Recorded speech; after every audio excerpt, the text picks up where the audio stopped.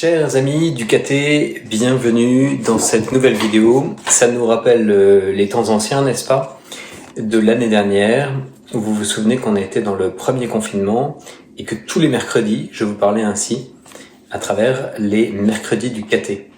Alors comme on ne peut pas se réunir tous ensemble pour ce mercredi du KT, eh bien nous voilà dans un nouveau lieu, dans ma cuisine, avec du basilic, là vous voyez, magnifique, qui sent délicieusement. Et puis cette représentation assez drôle, on me l'a offerte, trouvée dans une brocante, et la personne qui me l'a offerte m'a dit que le bonhomme là qui fait du cidre me ressemblait particulièrement. Je ne sais pas du tout en quoi, mais ce n'est pas grave, j'ai trouvé ça drôle quand même. Et donc, je vais prendre les questions des uns et des autres. Émeric, Nicolas, Joséphine et deux copines, et Quentin. Émeric, est-ce que quand on ressuscite, on revient sur Terre bébé ou à l'âge où l'on est mort? Très bonne question. Quand on regarde le Christ ressuscité, il apparaît à ses disciples à l'âge à peu près de ses 30 ans, au même âge auquel, à 33 ans, il est mort. Et les disciples voient sur ses mains la trace des clous, sur son côté la trace de la lance du soldat. Et donc tout ce que l'on vit ici-bas, tout ce que l'on fait grandir ici-bas, tout ce qui nous blesse aussi ici-bas, mais les blessures, c'est plus les blessures d'amour des autres, vis-à-vis des autres, eh bien, nous marque, voilà, et se retrouvera dans la vie éternelle. Mais quand on regarde les blessures du Christ ressuscité, elles ne sont pas douloureuses, elles ne saignent pas, bien au contraire. Ce sont devenues des blessures lumineuses.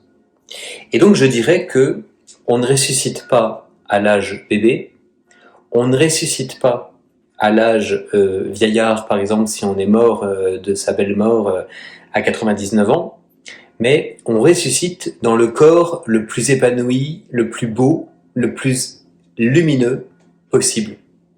Et donc chacun de nous se retrouvera les siens et puis se retrouvera au ciel avec, encore une fois, un corps glorieux, comme on dit, un corps lumineux, le plus beau corps possible pour chacun d'entre nous. Et donc on sera tous magnifiques. Voilà, c'est ça qu'il faut entendre. Et attention, Émeric, on ne reviendra pas sur Terre. Ça, ce sont d'autres religions qui croient dans la réincarnation, ça veut dire qu'on revient toujours à la même case départ, en quelque sorte, bon, en progressant un peu à chaque fois.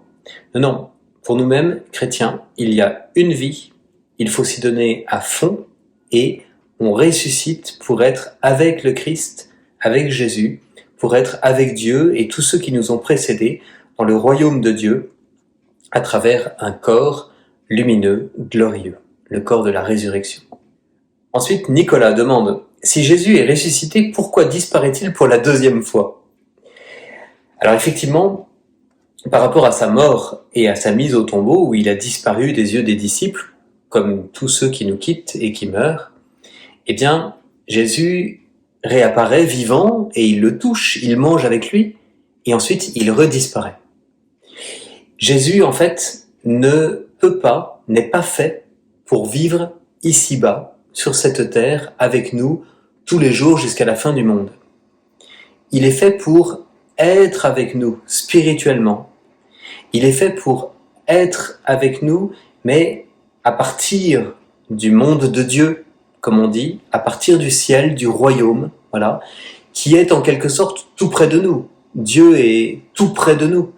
Et en même temps, il est dans une autre réalité, dans un autre domaine, qui fait que on ne peut pas le voir, on ne peut pas le saisir, on ne peut pas continuer à manger avec Jésus, on ne peut pas manger avec Dieu ici-bas jusqu'à la fin de notre vie. Il est maintenant au ciel, assis à la droite de Dieu, son Père, et de là-haut, eh bien, il peut se faire tout proche de nous. Dès qu'on prie Jésus, il est tout proche de nous, et pourtant, il reste dans le domaine de Dieu, il reste invisible. Donc il ne disparaît pas une deuxième fois, il disparaît définitivement pour nous manifester qu'il nous attend, il est parti nous préparer une place dans le royaume de Dieu. Joséphine et deux de ses copines qui font le caté avec elle demandent « Si Judas a fait ce qui était dans les Écritures, a-t-il péché ?» Alors effectivement, c'est compliqué, parce que Judas est d'abord un homme libre, comme toi, Joséphine, et comme moi. Libre de faire le bien ou de faire le mal. Et Judas a pris la liberté de faire le mal, c'est-à-dire de trahir Jésus, de le vendre pour 30 pièces d'argent et de le livrer donc à ceux qui allaient le tuer. Et donc ça, il l'a choisi librement. Dieu ne l'y a pas poussé, le diable l'y a poussé, effectivement, lui a suggéré « tu pourrais faire ça », mais on reste libre des tentations du diable. Et lui, Judas, il a décidé d'y aller. Ça, c'est une décision libre.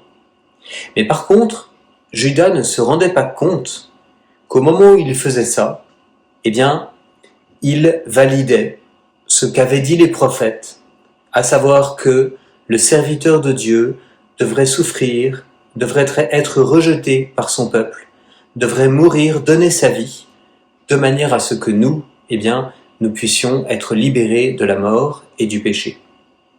Donc en fait, il y a, vous voyez, ce qu'on appelle le dessein de Dieu, ça veut dire le désir de Dieu et la volonté de Dieu pour toute l'humanité de nous sauver. Et mystérieusement, Dieu savait dès les prophètes que cela devrait passer par une trahison et par la mort de Jésus. Mais par contre, c'est pas parce que Dieu savait ça que, si ce n'était pas Judas qui avait fait cet acte et qui l'a fait librement, ça aurait été un autre. D'une autre manière, Jésus aurait été trahi et serait mort pour nous. Il aurait donné sa vie pour nous. Donc voilà, si Judas n'avait pas livré Jésus, je pense que Jésus serait mort autrement, mais il aurait donné sa vie pour nous manifester le plus grand amour, pour nous sauver de nos manques d'amour à travers le péché et de notre mort. Donc Judas demeurait libre, chacun de nous, nous sommes profondément libres, même si Dieu, a un désir pour nous, c'est notre vocation, il espère qu'on va faire le bien et qu'on va le faire de telle ou telle manière, mais après c'est nous qui décidons d'y aller, et c'est nous qui décidons de donner telle ou telle couleur, tel ou tel aspect au bien que nous faisons. Donc Dieu a un projet pour nous, et pourtant, il nous appelle, il nous demande, et il nous laisse profondément libres. Est-ce que Dieu sait à l'avance ce qu'on va faire? Donc c'est la même question, toujours autour de la liberté. Dieu sait tout, donc oui, il sait, mais ce n'est pas parce qu'il sait que ça ôte notre liberté. Dieu a une vision éternelle, mais nous sommes dans le temps, libres de faire le bien ou de faire le mal.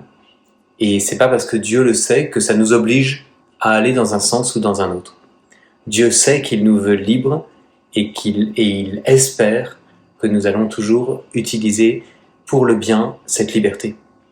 Quentin demande « Pourquoi le dessin des clés et de la tiare sur vos habits de prêtre et sur le drapeau du Vatican ?» Alors, il faut que je vous montre le dessin sur mon habit de prêtre. Je vais chercher mon étole, j'arrive. Alors, voilà le dessin de la tiare. Donc c'est cette espèce de grande couronne, vous voyez, avec 3 couronnes et une croix au-dessus, et puis les 2 clés. Et donc en fait, ce sont les armes du pape, de la papauté. Les clés qui ont été données à Saint-Pierre, je te donne, a dit Jésus, les clés du royaume des cieux. Tout ce que tu lieras sur la terre restera lié dans les cieux, tout ce que tu délieras sur la terre sera délié dans les cieux. Donc, c'est le symbole de l'autorité donnée aux apôtres et à Pierre, qui est le chef des apôtres, le pape aujourd'hui, le pape François pour nous. Et puis la tiare, que les papes ne portent plus par signe d'humilité, c'est Paul VI qui a déposé la tiare et qui a décidé de ne plus la porter et qui a manifesté son humilité à travers le grand habit blanc du pape. Et la tiare donc symbolise toujours dans les armes l'autorité du pape avec les 3 couronnes qui représentent la Sainte Trinité, le Père, le Fils et le Saint-Esprit, puis tout en haut la croix de Jésus. Voilà. Donc ce sont les armes du pape et j'ai ça sur mon étole de confession parce que lors de l'année de la miséricorde, il y a de très belles étoles qui ont été faites comme cela à Rome avec les armes du Saint-Père. Voilà. Ça va, Quentin ? Et dernière question de Quentin, est-ce que ça vous fait du bien d'être seul? Je veux dire sans femme et enfant. Alors j'adore la question, la manière dont elle est posée. Est-ce que ça vous fait du bien? Je me rends pas compte. Ça veut dire que peut-être qu'effectivement, ma cuisine, vous voyez, et chez moi, c'est plus paisible que chez toi, Quentin, où il y a plein d'enfants, et puis il y a papa et maman qui parfois nous crient dessus, ou nous demandent de faire des choses, ou nous grondent parce qu'on mérite d'être grondé, voilà. Donc ça me fait du bien, effectivement, de revenir chez moi, quand j'ai eu une journée de travail, le travail du prêtre, hein, et puis que je rentre et que je peux me reposer. Donc ça me fait du bien de ne pas avoir de femme et d'enfants. De l'autre côté, eh bien, la vocation au mariage fait que l'épouse et l'époux, le papa et la maman, voilà, s'entraident, et que donc c'est une grâce immense que d'être marié et d'avoir des enfants, évidemment. Vous êtes, vous les enfants, la fierté de vos parents.